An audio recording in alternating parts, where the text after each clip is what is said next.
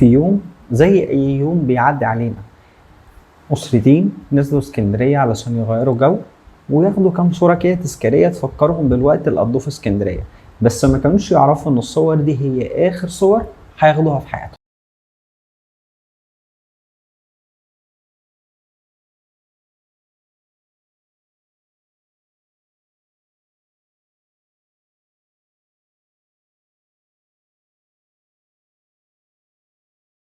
اللي حصل بالظبط ان كان في اسرتين نازلين من القاهره، طبعا زي ما كلنا عارفين الاجازه جت، العيال خلاص خدت الاجازه، اللي موظف في شركه او موظف في بنك او موظف في قطاع خاص او قطاع حكومي اخد الاجازه بتاعته، يلا بينا نصيف بدل ما نقضي في البيت، يبقى نطلع بينا على اسكندريه نقضي وقت جميل، ننزل الميه نبلبط ناخد لنا كام صوره حلوين علشان خاطر نوريهم لجيراننا وحبايبنا. ده اللي حصل بالظبط مع الاسرتين اللي نزلوا اسكندريه. هم بالفعل خلاص رحلتهم انتهت، يعني خلاص هم خلصوا كل حاجه كانت موجوده.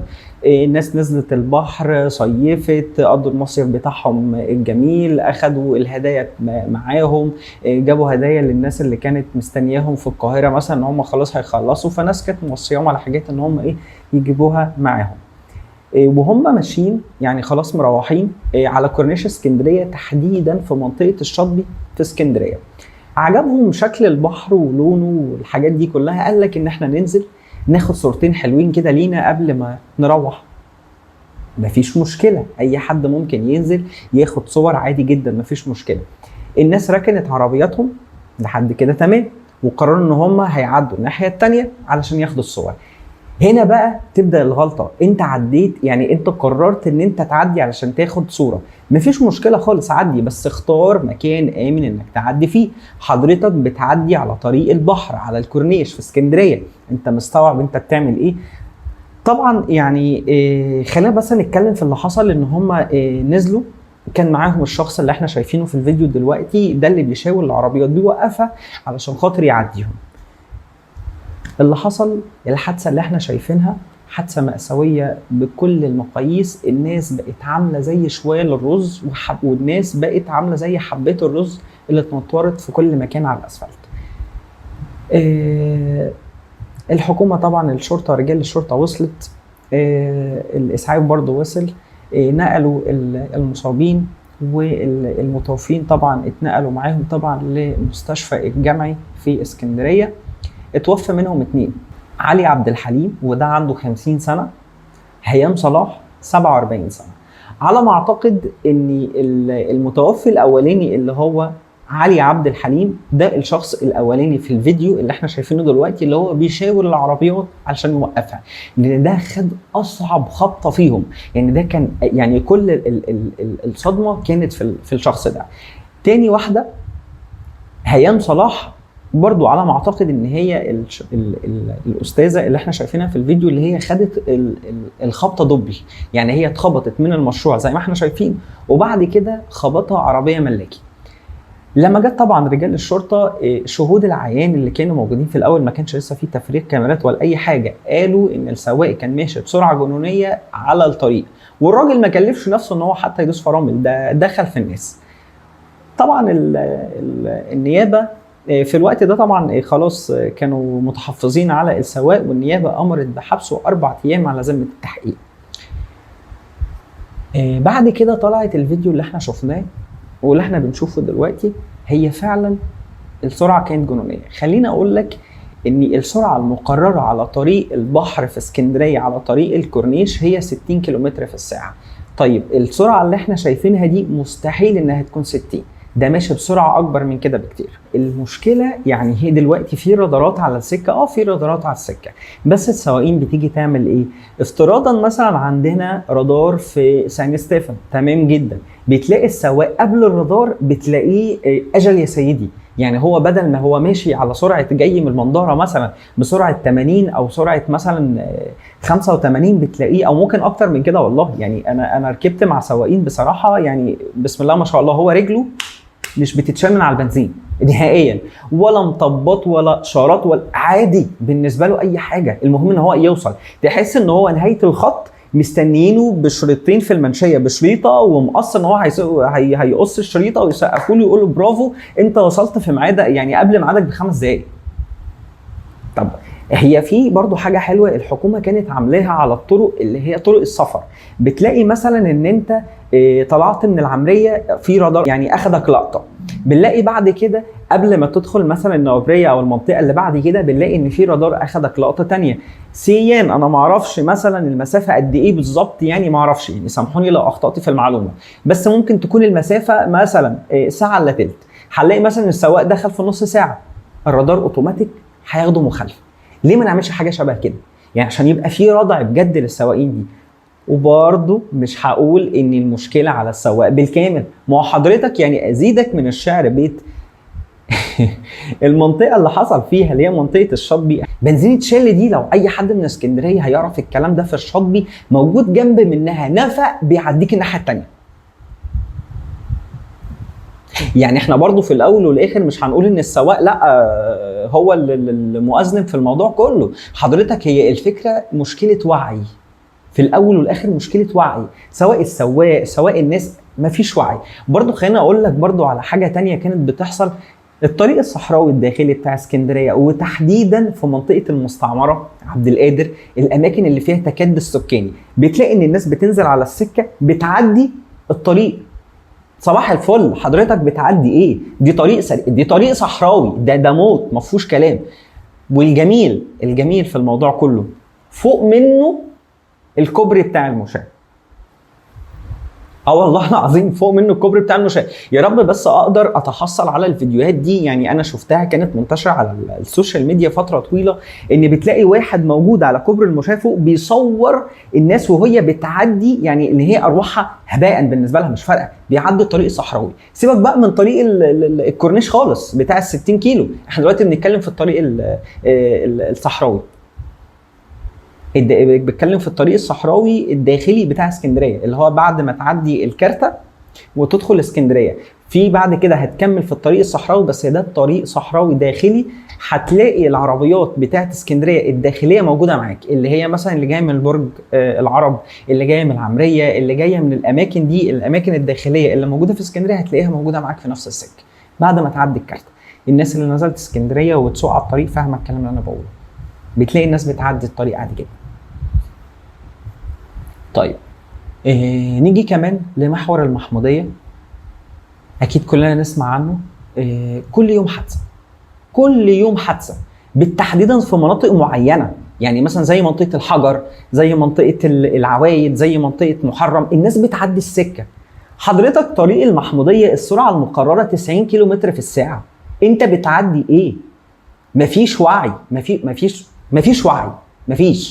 يعني برضو مش هقول ان السواقين ملايكة، لا، السواقين برضو عليهم بلاوي كتير الا من رحم ربي، فيهم ناس محترمة كتير جدا.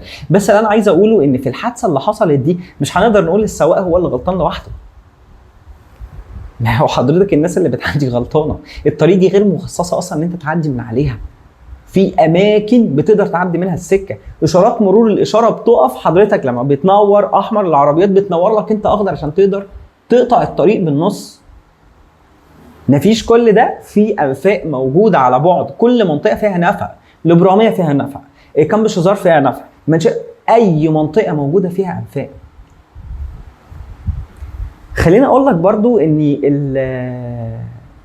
السلالم اللي موجوده برضو للمصداقيه مش صغيره. يعني احنا بنتكلم مثلا في طريق او محور زي محور المحموديه او الطريق الصحراوي، الطريق ده بحكم الخدمات اللي بيقدمها ان بتمشي عليه شاحنات طبعا، يعني شركات نقل وشحن وحاجات وبضاعه محمله، وكمان في حاويات بتبقى منقوله على الطرق دي زي الطريق الصحراوي. بنلاقي ان في يعني مقياس معين او بنلاقي فيه ارتفاعات معينه مثلا علشان العربيات والشاحنات دي تقدر تعدي، فبنلاقي ان السلم بحكم الطريق بقى قد 3 ادوار. هنلاقي مثلا في محور المحموديه برضو نفس الموضوع.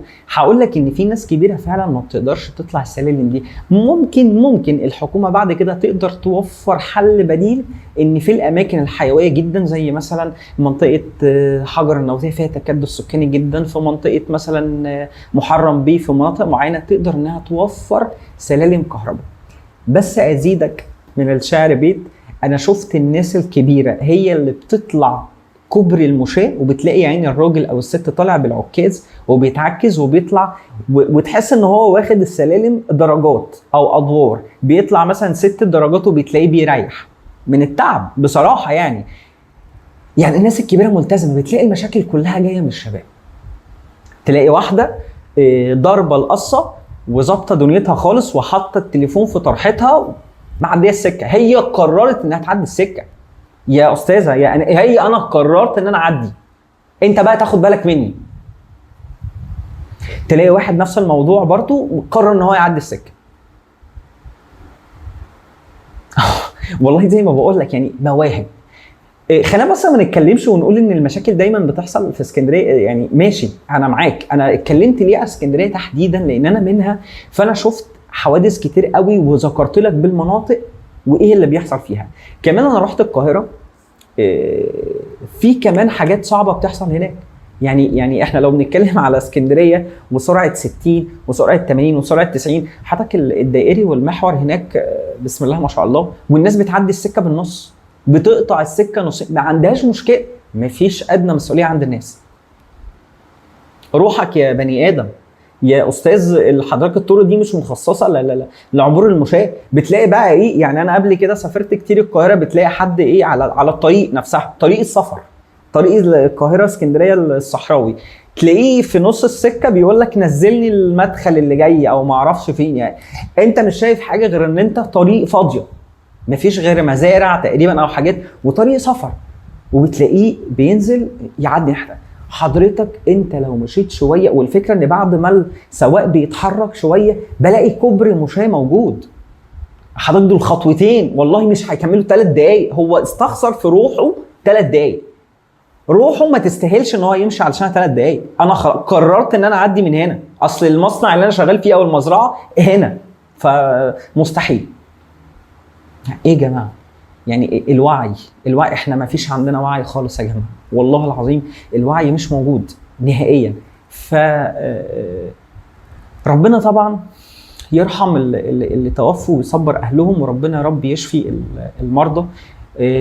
واصاباتهم خطيره جدا. يعني الناس دي عندها كسور صعبه، عندها نزيف في المخ، وفي ناس لحد وقت تسجيل الحلقه دي مش قادره تتحرك لحد دلوقتي، وناس دخلت في غيبوبه.